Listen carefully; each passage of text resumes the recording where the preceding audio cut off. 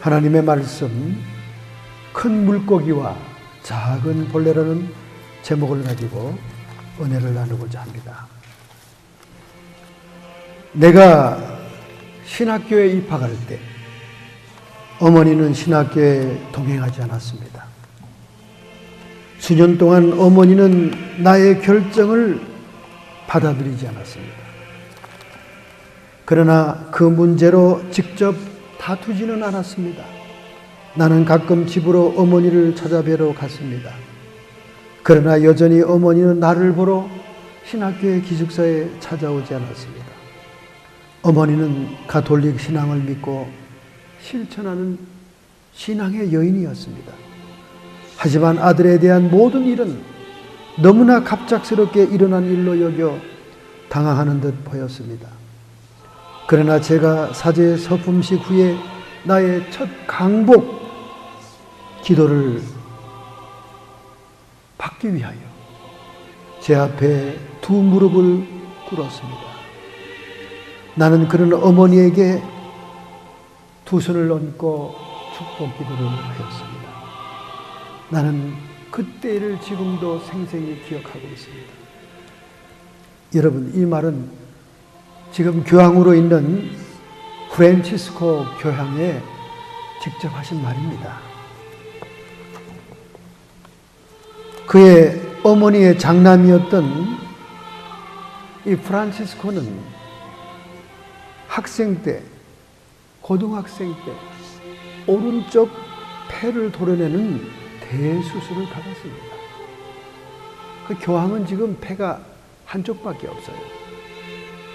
아마 그래서 더 불구자들에게 관심이 많은 것 같습니다. 여러분, 신부가 된다는 것은 독신을 의미하는 겁니다.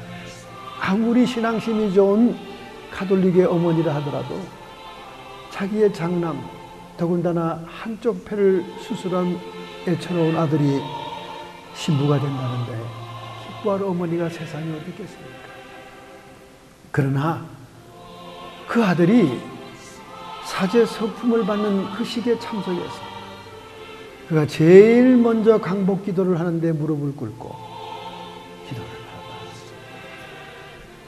제 친구가 해화동에 있는 가톨릭 신학대학을 졸업한 다음 사제 서품을 받기 때문에 축하해 주러 제가 갔습니다.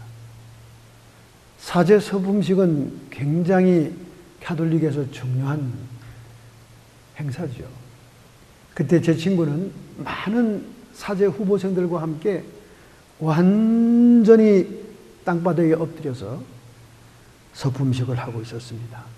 신부들이 그렇게 하는 것은 하나님 앞에 겸비하고 낮아지는 종이요, 사람들 앞에도 겸손한 자임을 보여주는 그런 모습인 것입니다. 이렇게 자식들이 엎드려 서품식을 하고 있는 그 뒤에는 많은 어머니들이 앉아 계십니다. 그 어머니들 눈을 보았습니다. 그리고 그 어머니들의 가슴을 봤습니다. 저는 거기에서 눈물을 보고 기쁨을 봤습니다. 자식이 성스러운 성직을 받는 그 감격 때문에 눈이 미소를 띠는 어머니는 가슴에 눈물이 흐르고 있었고, 또 눈이 슬퍼서 눈물을 흘리는 어머니는 가슴을 기뻐했습니다. 아니, 도대체 왜 이율배반적인 기쁨과 눈물이 동시에 있다 그 말입니까? 그것은 각시 없는 자기의 자식의 평생을 생각하는 어머니들의 뜨거운 모성애 때문에 그런 거예요. 하나님께 거룩한 성직을 받으니 기쁘고, 그러나 그가 홀로 평생을 지낼 것을 생각하니 눈물이 나고, 기쁨과 눈물이 교차되는 모성애의 본능이 그날 사제 서품 식장에 무거운 침묵으로 진행되고 있었습니다. 그러나 하나같이 사제 서품식이 끝나고 나면 첫 번째 강복을 받고자 자신들의 자식 앞에 무릎을 꿇는 어머니의 모습을 봤던 것입니다. 그리고 첫 번째 강복 기도를 또 자식들은 어머니에게 해주고 싶은 거예요. 자기를 10달 동안 품었던 어머니, 평생을 먹이고 입었던 자기를 성장시켜준 어머니들에게 가장 값진 축복 기도를 하고 싶은 겁니다. 자, 그렇다면 왜 어머니들은 그 아들, 그 서글픈 여정을 떠나는 아들 앞에 무릎을 꿇었겠습니까? 왜 그랬을까요? 그것은 인간의 모성 본능보다 더 강한 하나님을 향한 영혼의 본능이 있기 때문인 것입니다. 할렐루야. 세상에 무엇보다 가장 초월하는 하나님을 향하는 본능, 이 영적인 본능이 더 앞서기 때문인 것입니다. 오늘 본문에 나오는 요나도 자기의 인간적인 편협적인 사고방식과 그리고 하나님의 백성이라는 선민의식, 특권의식을 통해서는 도저히 하나님의 명령을 순종하여 니느웨라고 하는 적국으로 갈 수 없는 사람이었지만, 그러나 끝내는 그는 환난을 통과한 다음 제 소명을 받아 하나님의 계획 속에 하나님의 경륜을 이루는 이방 선교사의 선지자의 사명을 감당하는 모습이 오늘 본문에 나오고 있습니다. 이러한 요나의 일련의 사건들을 우리가 살펴볼 수 있습니다. 여러분, 선지자 요나라고 하는 히브리 말의 뜻은 비둘기, 그런 말입니다. 고대 사회에서 비둘기라는 것은 기쁜 소식을 전하는 자라는 의미가 있는 것입니다.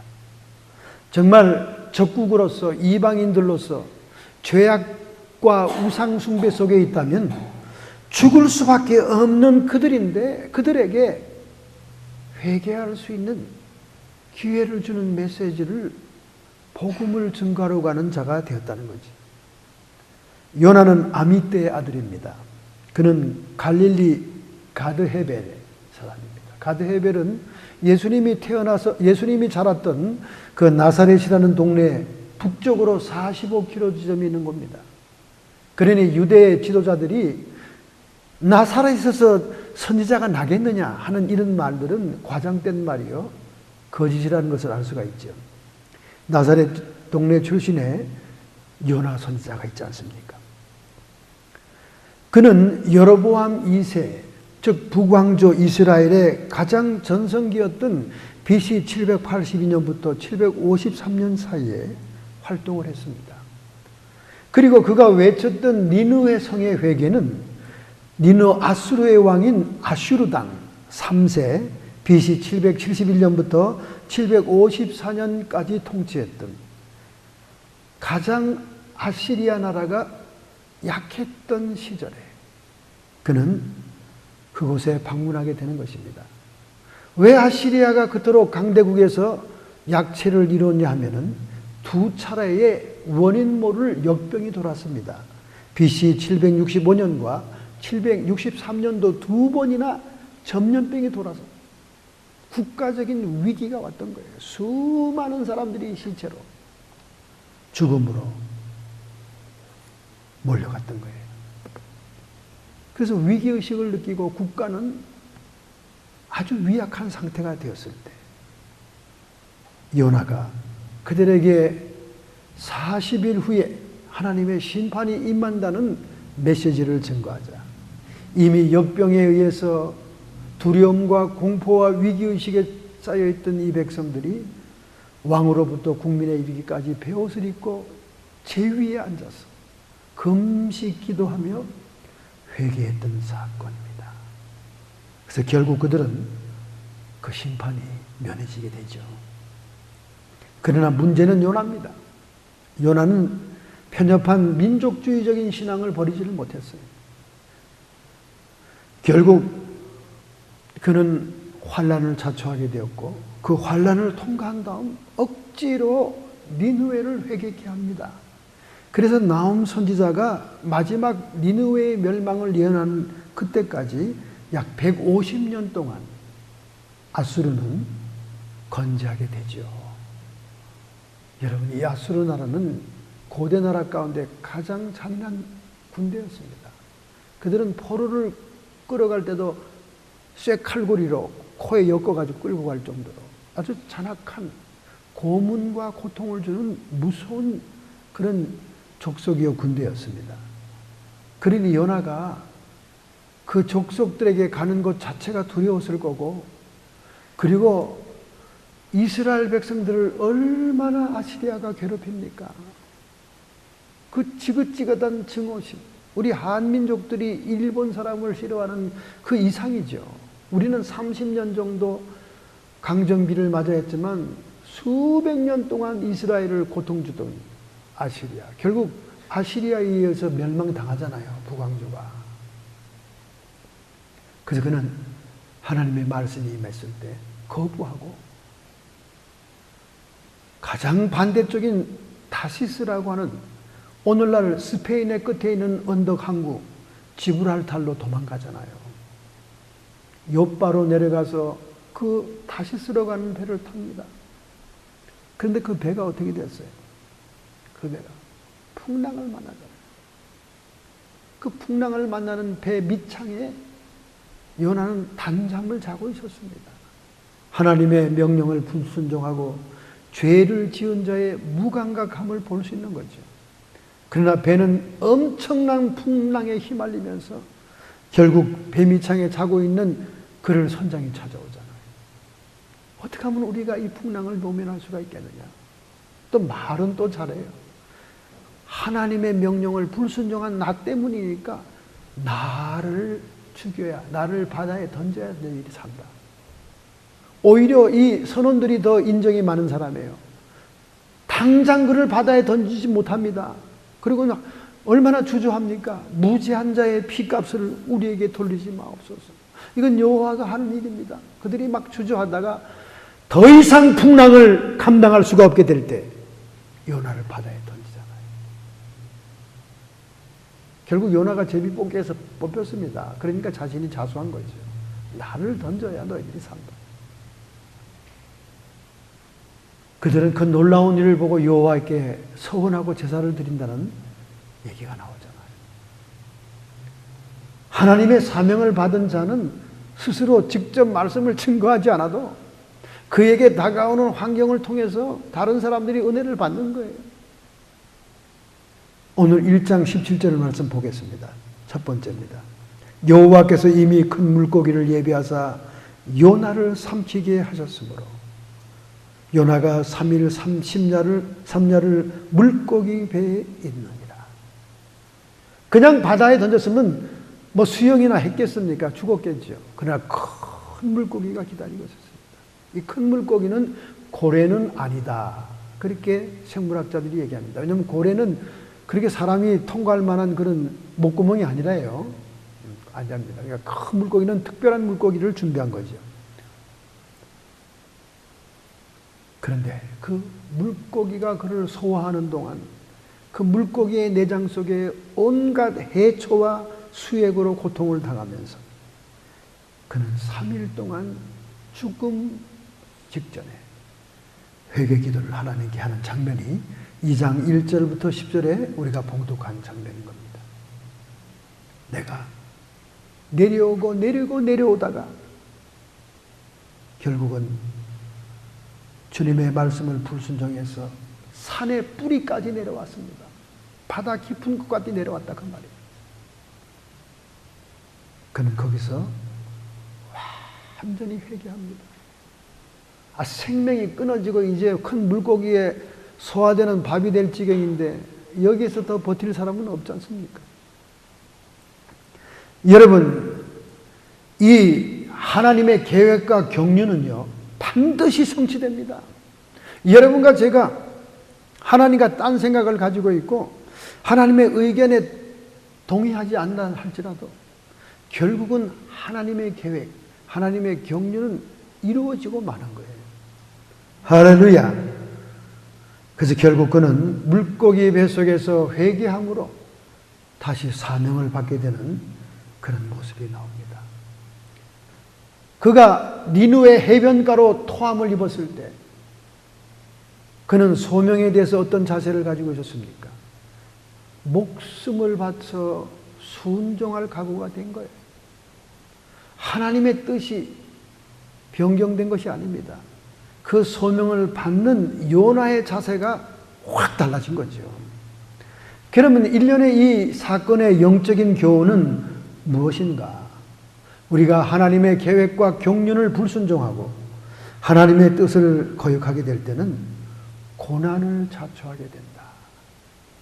수많은 고난들이 모두가 다 하나님의 명령을 거역해서 온 것은 아닙니다만은 그 중에 죄 때문에 온 것도 있지만은 하나님께 불순종할 때 고난은 다가올 수 있다는 것입니다. 그 다음에 물고기 속의 요나는 예수 그리스도의 죽음과 부활을 예표한다 하는 말씀이 마태복음 12장 40절에 나오는 예수님의 설교에 나옵니다. 예수님의 설교에 나오죠. 마태복음 12장 38절 39절입니다. 선생님, 우리에게 표적을 보여주세요.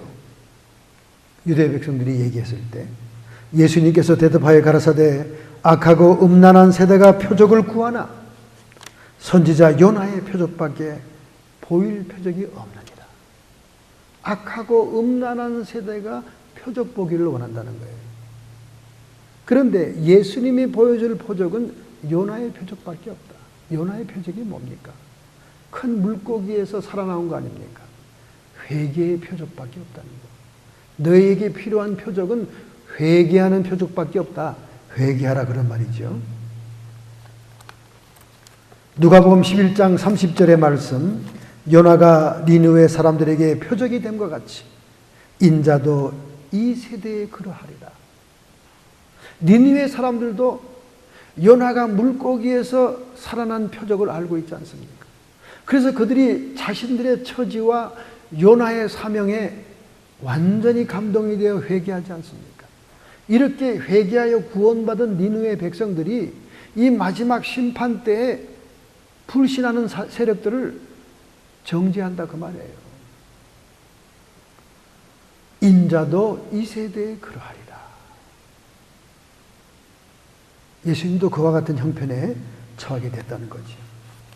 꼭 요나가 바다에 던져서 생명으로 그 풍랑을 변화시키는 것처럼 예수님이 생명이 던져짐으로 인류의 풍랑을 잠잠케 하고, 그리고 그 요나를 던지는 선원들이 무죄한 자의 핏값을 우리가 받지 않게 해달라고 소리치는 것처럼 예수님을 십자가에 못 박던 유대 백성들이 핏값을 받지 않겠다고 그러지 않습니까?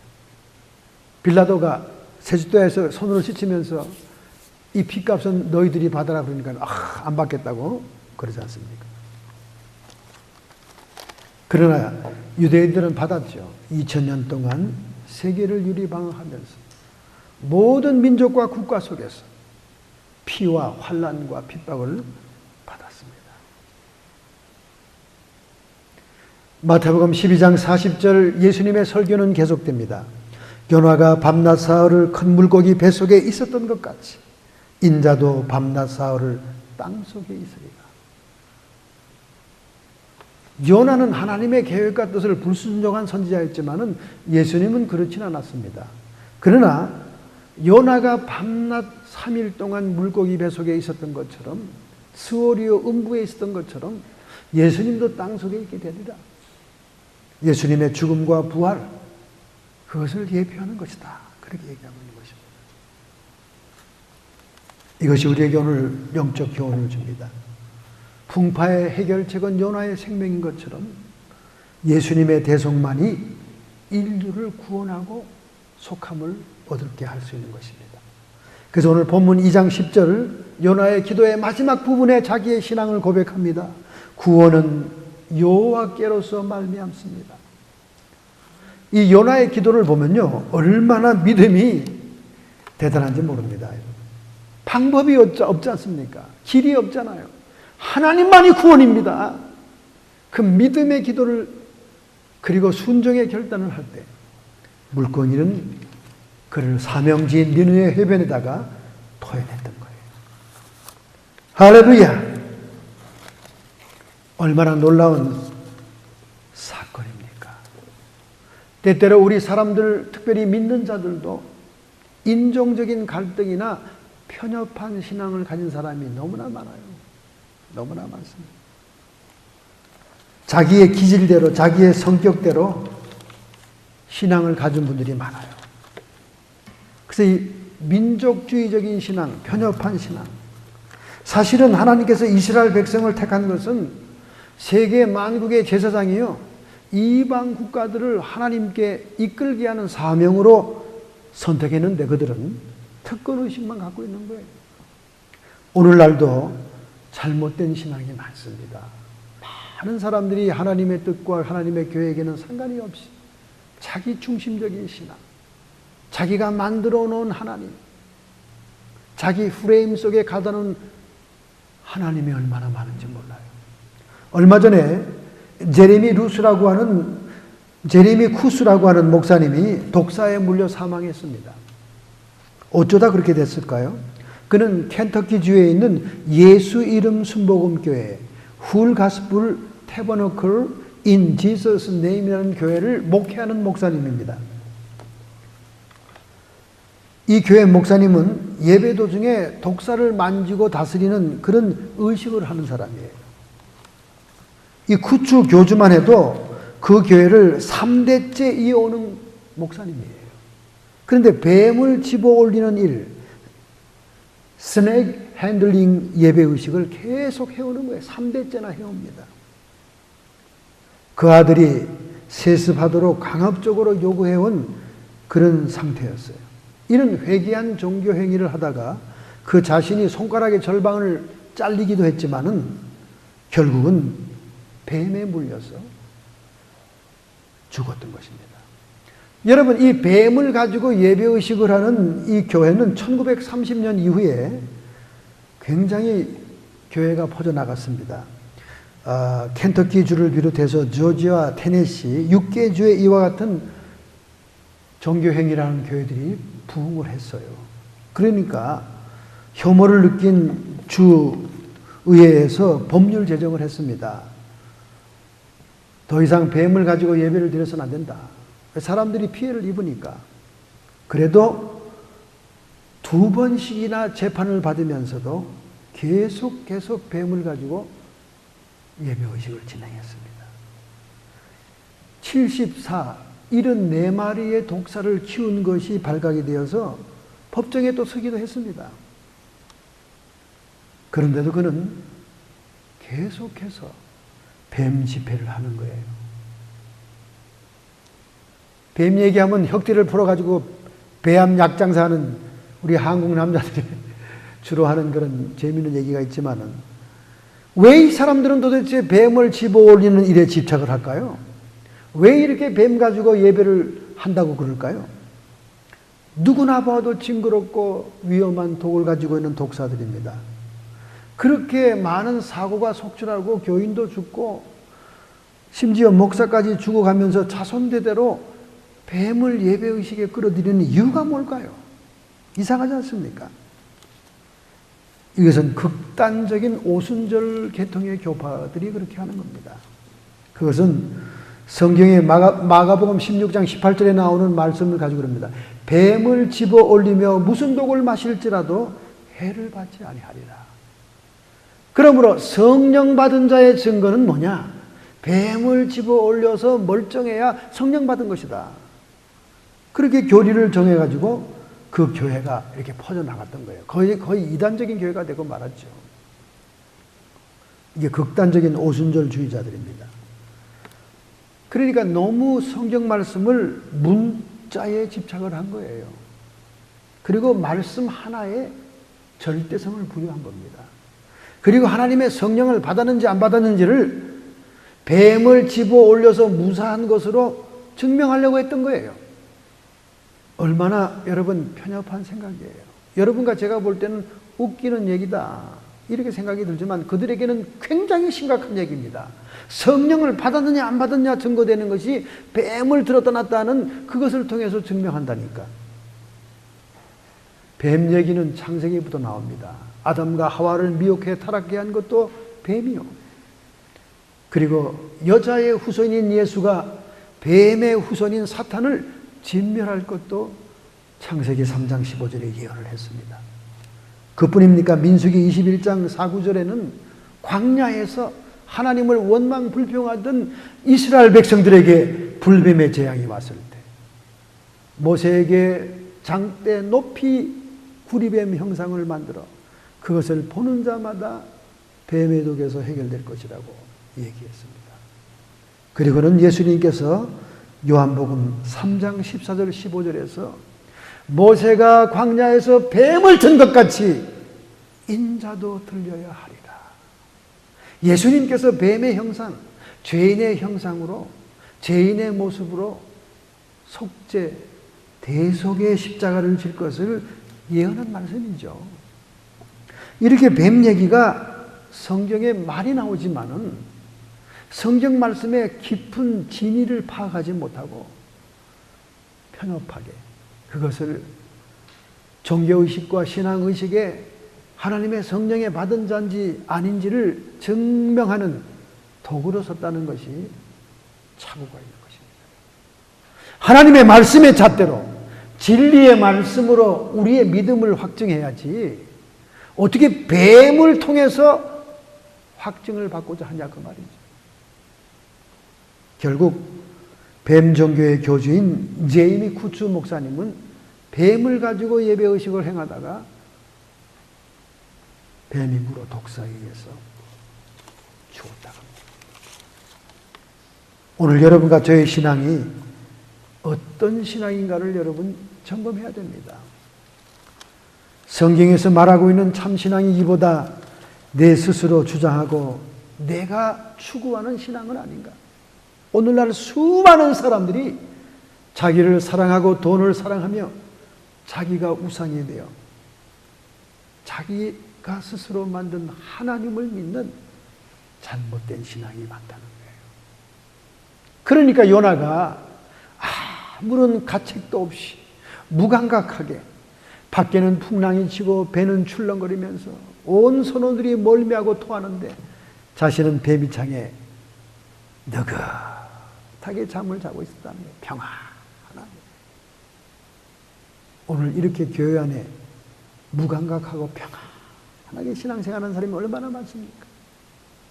심지어 죄를 짓고 있는 성도와 성직자이면서도 전혀 무감각하게 대평하게 한번 하나님의 자녀는 영원한 자녀 내가 이미 받은 영생을 빼앗을 자 없노라 이러면서 어처구니 없는 신앙생활 하는 사람이 얼마나 많냐 그 말이에요.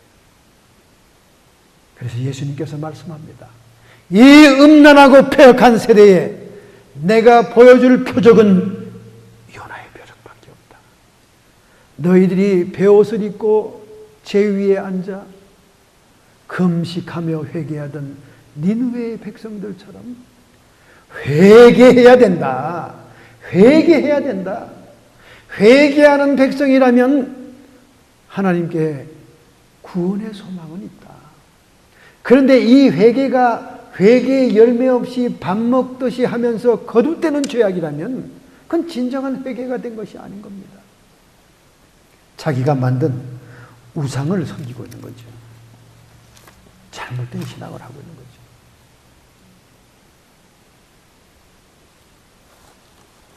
우리가 우리의 영혼이 영적인 세계로 비상할 수 있는 두 날개는 하나님께 대한 복종과 신뢰의 날개밖에 없는 것입니다.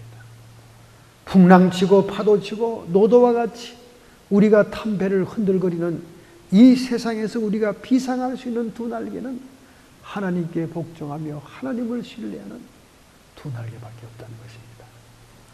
할렐루야! 두 번째 말씀입니다, 여러분. 두 번째 말씀. 우리 두 번째 말씀을 보겠습니다. 두 번째 말씀은 4장 7절이죠. 4장 7절을 보겠습니다.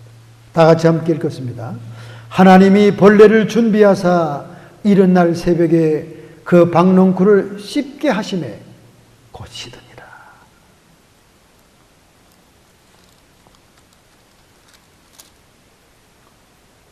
니느웨 성은 40일의 심판이 받지 않았습니다. 그들은 그 후에 150년 동안 강대한 나라를 이루게 됩니다.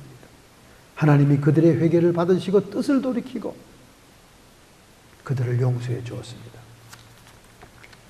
그런데 문제는 요나가 삐깠어. 요나가 불만이 많습니다. 요나가 불평이 많은 겁니다.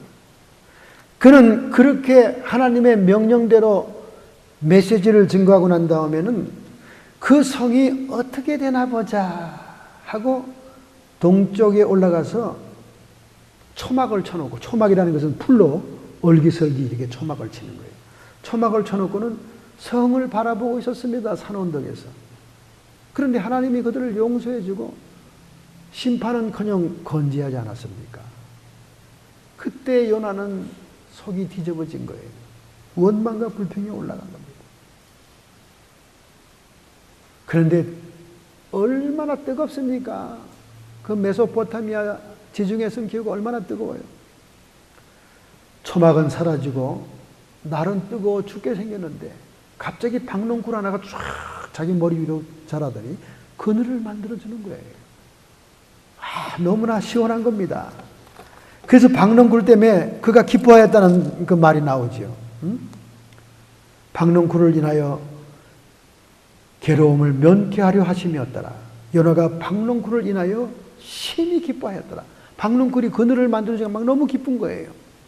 근데 다음날 일어나 보니까 벌레가 박농쿨을 다 파먹어서 시들어 버렸습니다.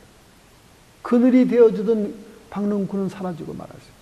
그리고 한낮에 뜨거운 동풍이 불어오더니 너무나 뜨거워서 죽기를 원할 정도로 고통스러웠습니다. 하나님께 원망불평하는 거지. 여기에 하나님이 세 가지의 질문을 그에게 던집니다. 세 가지의 질문. 너의 생님이 성내는 것이 어찌미뇨? 너 왜 그렇게 성을 내고 있느냐? 박농쿨이 사라졌다고 성내느냐? 요나가 분노한다는 것은 하나님을 존중히 여기지 못한다는 뜻이고, 또 이웃에 대한 사랑이 거려되어 있고 자신의 마음을 다스리지 못한다는 의미가 있습니다. 그는 뜨거운 동풍에 의해서 고통스러워 성을 냅니다. 그 박농쿨이 사라진 게 막 화가 난 거예요. 두 번째 질문입니다. 박농쿨을 인하여 성냄이 어찌 합당하냐? 박농쿨이 네가 심은 것도 아니고 네가 물 준 것도 아니고 네가 자라게 한 것도 아니고 저절로 났다가 저절로 없어졌는데 뭘 그렇게 화를 내냐 그 말이에요. 세 번째, 네가 박농쿨 하나 때문에 그렇게 화가 나는데 이 성에는 좌우를 분별하지 못하는 어린아이가 12만 명이요. 온 성의 주민은 60만 명이요. 그리고 성의 둘레는 120km가 되는데 이 거대한 성에 아까운 생명들이 죽기를 바라냐 그 말이에요. 너의 한낮에 뜨거운 태양빛을 막아주는 그늘이 되었던 박농쿨이 사라진 거 놓고는 그렇게 원망하고 불명하고 불편해하면서 하나님의 형상대로 지음받은 인간의 무지한 생명들이 죽는다면 그것이 아깝지 아니하냐. 구원의 보편적인 은총을 강조하는 것입니다. 니느웨의 회개를 통해서 하나님의 복음의 우주성, 구원의 보편성, 모든 죄인들을 구원하시고자 원하시는 하나님, 유대민족만 택하여 특권의식을 준 하나님이 아닙니다. 유대를 통해서 세계를 구원하고자 하는 하나님이다 그 말이에요. 오늘 여러분과 제가 택함을 받고 구원 반열에 들어선 것은 우리 주변에 있는 일가 친척뿐만 아니라 이웃과 친구들을 전도하기 위한 것입니다. 디모데전서 2장 4절에 성령께서 오늘 여러분들에게 말씀합니다. 하나님은 모든 사람이 구원을 받으며 진리를 아는 데 이르기를 원하시느니라. 할렐루야. 진리를 아는 데 이르기를 원한다. 우리가 단정적으로 주변에 있는 사람들을 취사 선택하지 마세요. 아유, 저거는 성질이 지랄 같아가지고 예수는 안 믿을 거야. 아이고, 내가 얘기를 해봐. 내 말을 콩으로 매주로 쓴데도 안 들을걸? 이렇게 우리가 단정 짓지 말라는 거예요. 일단 우리가 하나님의 받은 은혜와 감동을 전달해야 된다 그 말이죠. 어떤 젊은이가요, 돈을 많이 벌게 되어서 그 돈을 한 회사에 투자하게 됩니다. 오늘날 현대 기업들은 많은 투자 자금을 받아가지고 기업을 운영하잖아요. 주식회사 시스템이 그렇지 않습니까? 이게 네덜란드에서부터, 네덜란드의 상인들에 의해서 시작됐죠. 한국에 개성 상인이 있다면 세계에는 네덜란드 상인이 있습니다. 그들이 그렇게 주식 시스템을 만들었어요. 투자자들을 다 모아가지고 여기 투자해서 이익을 분배하는. 처음에는 경기가 좋아서 이 젊은이가 자기가 투자한 금액에 많은 수익을 남깁니다. 너무나 기분이 좋았어요. 그런데 항상 좋은 날만 있는 건 아니잖아요. 불경기가 다가왔을 때 회사가 대단한 고비를 맞이하게 되었고 파산할 지경에 이르게 되었습니다. 이 젊은이가 이사로 있으면서 가만히 회사에 돌아가는 형편을 보니까 이거 이대로 뒀다가는 자기의 돈이 다 날아가게 생긴 거예요. 결국 어느 날 거사를 하기를 결심합니다. 우리 한국 민족들은 거사 얘기가 나오면 눈이 바짝바짝해지잖아요. 거사. 모든 직원들이 다 퇴근했을 때 그가 가지고 있는 열쇠를 가지고 금고의 문을 열었어. 자기가 투자한 금액을 그대로 훼손해버렸어요. 누가 보아도 자기 돈 자기가 가져가는데 뭐라고 할 사람이 없는 상태입니다. 그리고는 그는 해외로 나가버렸습니다. 사장이 이사들을 다 모아놨습니다. 어제 격리의 얘기를 들으니까 금고에서 그 젊은 사람의 돈만큼 돈이 없어졌고 그 이사가 출근하지 않고 출국자 명단에 보더니 다른 나라로 떠났습니다. 그러니 우리 회사 이사들 몇 분이 그 나라에 가서 그 젊은 이사를 잡아와야 되겠습니다. 안 그래도 회사의 재정이 악화되었는데 그 돈이 없다면 우리는 파산입니다. 여러분과 내가 다 죽습니다. 그러니 그 이사를 데리고 오세요. 그를 잡으러 이사들이 떠났습니다. 못 잡아왔죠. 그래서 사장이 직접 이사들과 함께 다시 해외로 나가는데 그의 종족을 추적하는 가운데 한 호텔의 라운지에서 그를 만나게 됩니다. 흥분한 이사들이 저 녀석을 때려잡을까요? 묶을까요? 뭐 별 제안을 다 합니다. 그때 사장이 빙긋이 웃으면서 그도 비록 도망자이지만은 우리 회사의 이사가 아니요. 그러니 이사들이 이사에게 이해시키고 설명하듯이 설득을 한번 해보시오. 우리가 폭력과 나라의 법을 이용해서 그를 잡아가는 것보다 그의 마음을 돌이켜서 재투자하게 한다면 얼마나 우리 회사에게 이익이 되겠어. 사장이 침착하게, 역시 리더십 있는 사람은 달라요. 그러니까 그 이사들 2명이 고개를 끄덕끄덕하면서 점잖게 예의를 갖춰서 그 젊은이가 창밖을 바라보면서 음료수를 마시고 있는 자리에 동석을 합니다. 깜짝 놀랐습니다. 모든 얘기 폐일원하고 한 이사가 이렇게 얘기합니다. 다시 회사에 투자하시고 회사가 살아날 수 있도록 도와주시고. 그 젊은이는 강경합니다. 아니, 내 돈을 잊어버릴까 봐 내 돈 가지고 내가 찾아왔는데 그것이 무슨 범죄란 말이요?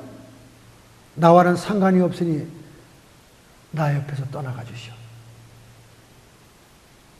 그러니까 옆에 있던 이사가 침착하게 잠깐만 내 말 좀 들어보시오.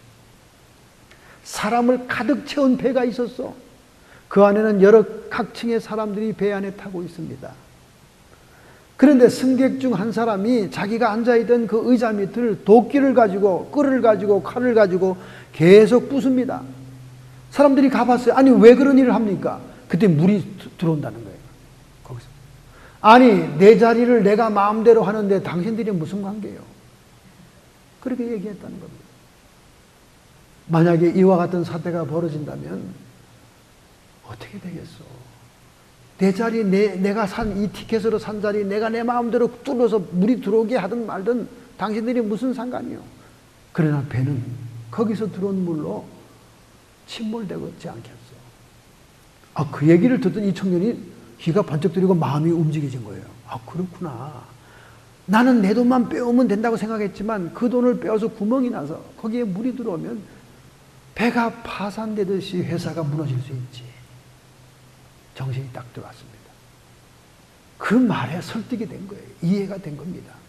그래서 이 젊은이가 자기의 가지고 있는 전 재산을 다 보태서 다시 회사에 투자했다는 거예요.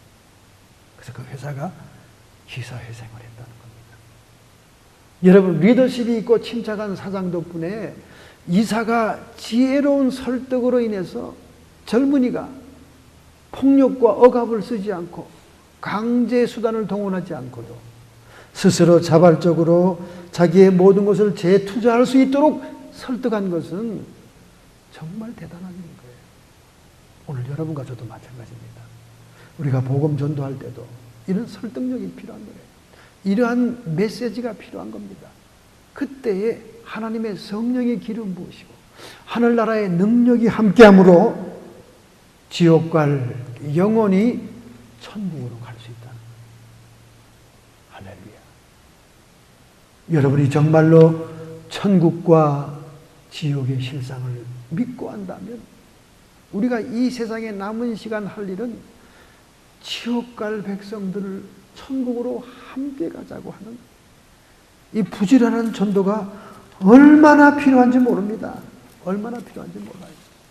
한 작은 마을에 교회는 점점 쇠퇴하게 되자 목사님이 열심히 있는 어린 소년들에게 전도지를 나눠줍니다. 야, 너희들 봐라. 우리 교회가 점점 도시로 나가는 사람들 때문에 숫자가 줄어들고 있지 않냐. 이제 남은 것은 이 동네에 뛰어노는 아이들밖에 없지 않냐. 그러니 어른들만 쳐다보지 말고 너희들이 이 전도지를 가지고 집집마다 전달하고 와라. 그 교회에 가장 신앙이 좋은 어린 소년이 있었습니다. 그는 항상 교회가 약해지는 것에 대한 기도를 하고 있는 소년이었어요. 그 목사님의 간곡한 얘기를 듣고는 전도지를 딱 받아들였습니다. 그래, 나는 아무 사람도 가기를 원치 않는 저 별장 집에 가야 된다. 그렇게 마음을 먹었어요. 아이들은 동네로 막 흩어져서 그냥 지나가는 행인들에게 전도지를 나눠줬습니다. 그런데 이 아이는 아무도 접근하지 않은 거대한 별장이 숲속에 있는 집을 찾아간 거예요. 그래서 문을 초인종을 눌렀더니 아무런 기척이 없어요. 또 열심히 눌렀습니다. 개 짖는 소리만 나요. 또 눌렀습니다. 반나절을 누르니까 아무런 치장도 하지 않은 한 아주머니가 문을 쏙 열더니 눈은 개스름하게 뜨고 귀찮은 듯이 왜 그래? 왜 귀찮게 그래? 전도지를 주면서 하나님을 믿으시고 예수님을 믿으세요. 그것만이 우리의 영생의 소망입니다. 어린아이가 다부지게 얘기하니까 필요 없다. 가봐, 딴 데 가봐. 나하고는 상관없는 일이야. 그리고 문을 탁 닫고 들어가 버렸어요. 이 어린아이는 거기서 기도를 합니다. 그리고는 전도지를 그 문 사이에다 탁 꽂아놓고는 집으로 돌아왔어요. 다음 주일날 어디서 많이 본 아줌마가 소울을 걸치고는 뒷자리에 앉아있는 거예요. 예배를 쫙 드리고 나더니 목사님께 기도를 부탁한 겁니다. 목사님, 오늘 저는 처음으로 하나님이 계시다는 교회에 나왔습니다. 제 생명과 영혼을 위해 기도해 주십시오. 그때 어린아이가 막 뛰어오는 거예요. 아, 그 아줌마네? 귀찮다고 문 닫던 아줌마야. 그 목사님이 그래? 어쩐 일로 이렇게 오게 되었습니까? 사실은 저희의 가문의 가세가 기울고 너무나 살기가 힘들어서 그날 제가 죽기 위해서 약을 준비하고 약 앞에서 갈등을 하고 있었는데 반나절이 넘도록 초인종이 울렸습니다. 어떤 녀석이 내 죽음을 방해하는가? 그래서 구차는 모습으로 나가봤더니 조그만 꼬마 요 녀석이 바로 요 녀석이 나한테 예수가 어떻고 하나님이 어떻고 하고 가서 제가 구찬다고 문 닫고 들어갔습니다. 얼마 후에 그 녀석이 또 있나 그러고 나와봤더니 문 사이에 종이 조각이 하나 끼어 있었는데 그 종이 조각을 제가 들고 약 앞에서 읽었더니 갑자기 내 마음이 뭉클해지고 갑자기 뜨거운 눈물이 흐르면서 지나간 생애가 주마등처럼 흘러갔고 그리고 예수 안에 소망이 있고 하나님 안에 소망이 있고 그리고 영원한 생명이 있다면 내가 이 자리에서 성급하게 경솔히 약을 먹는 것은 아니다. 내가 마지막으로 교회는 한번 가야 되지 않겠느냐. 그래서 오늘 나왔습니다. 목사님이 너무나 기뻐서 그 여인의 머리 위에 손을 얹고 간절히 하나님께 기도할 때 목사님의 눈에서도 눈물이 떨어진 거예요. 그 목사님의 뜨거운 눈물이 그 여인의 머리를 적실 때 여인의 눈에서도 뜨거운 눈물이 나요. 하나님의 성령이 임하고 회개가 임하고 그의 영혼이 열리면서 예수 그리스도의 생명이 들어간 줄로 믿습니다. 할렐루야! 우리가 너무 쉽게 판단을 내리면 안 돼요. 저 사람은 어떻고 이 사람은 어떻고 저놈은 안 되고 이놈은 안 되고 하나님이 하실 판단을 우리가 해서는 안 됩니다. 하나님은 모든 사람이 구원을 받기를 원하시고 진리를 아는데 이르기를 원하시기 때문에 듣든지 아니 듣든지 우리는 복음을 증거해야 되는 거예요. 할렐루야. 심지어 요나가 생각할 때 그토록 이스라엘 백성을 괴롭히던 니느웨 아시리아 사람들일지라도 하나님이 시키면 가서 해야 되는 거예요. 해야 되는 거예요. 그가 하나님이 시킨 대로 했지만은 그들이 도리어 회개하고 심판이 유보되니까 용서함 받으니까 그의 불만과 불평이 하늘에 닿은 겁니다. 하나님은 그때 벌레를 준비한 거예요. 첫 번째 소명을 불순종할 때 큰 물고기를 준비하여 제 소명을 줬지만은 이번에 두 번째는 벌레를 준비했어요. 작은 벌레를 준비했어요. 내가 심지도 않고 내가 물 주고 키우지도 않은 박농쿨이다. 그것이 너의 머리 위로 덩굴을 치고 올라가 그늘을 주니까 기뻐하였다가 그것이 새벽에 벌레가 먹어 씹으니까 원망하냐? 이 성중에 있는 생명들이 너에게는 박농쿨만큼 못하냐? 오늘 여러분과 제가 이 주님의 비유의 말씀을 충격을 받아야 되는 거예요. 자기를 사랑하고 돈을 사랑하고 쾌락을 사랑하고 자기만을 위해서는 많은 시간과 물질을 투자했지만 과연 박농쿨보다 더 귀한 지옥으로 향하는 영혼들과 생명들을 위해서는 우리가 얼마나 안타깝게 기도하고 전도했느냐. 여기에 대한 우리 회개가 있어야 될 줄로 믿습니다. 하나님의 구원은 보편적인 은총이에요. 모든 사람에게 미치기를 원하시는 은총입니다. 정말로 여러분과 제가 지옥과 천당에 대한 리얼리티가 있고 그곳에 대한 확신이 있다면 우리 주변에 태만하고 나태하고 무감각하고 미련하기 짝이 없는 영혼들을 주님 앞으로 모아야 될 줄로 믿습니다. 이거보다 더 귀한 게 어디 있겠어요? 이거보다 더 소중한 게 어디 있겠습니까, 여러분? 이거보다 더 시급한 게 어디 있겠어요? 우리는 이 사명을 감당해야 될 줄로 믿습니다. 21세기에 인기 있는 영성과 토마스 멀튼은 말하기를 종교는 설명이 아니다. 종교는 체험이다. 20세기 최고의 신학자 폴 틸리도 말하기를 신학의 궁극적인 근원을 성령 체험으로 강조하고 있습니다. 독일의 유명한 신학자 판넨버그는 신앙이 부활을 만든 게 아니라 부활의 체험이 믿음을 만들었다. 또 동시대 신학자 볼트만은 우리의 믿음이 부활을 만든 것이다. 또 그렇게 얘기하고 있습니다. 어떤 것이든 우리는 요나와 같이 물고기 뱃속에 들어가는 그런 환난의 체험, 구원의 체험을 가지고 있어야 됩니다. 요한의 순례도 1938년에 5월 14일 8시 45분 저녁 8시 45분 런던 시내 올더스 게이트에서 모라비안 형제단 교파 성도들이 모이는 예배에 성령의 뜨거운 불을 받음으로, 그 전에는 인텔리전스하고 옥스포드의 성직자였던 그가 160만 마일을 말을 타고 다니며 불을 토한 뜨거운 영혼 전도의 자가 된 것, 그는 체험을 통한 것입니다. 순회 전도자가 되지 않았어요. 160만 마일을 말 타고 다녔어요.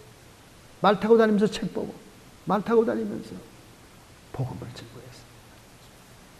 며칠 전에 LA의 팜스프링 한 교회에 박승목 집사님과 박영자 집사님이 방문했습니다. 두 박 집사님이 방문한 게 무슨 획기적인 얘기입니까? 이 두 분은 RV를 타고 미국 대륙을 수없이 순회하면서 전도하는 사람들입니다.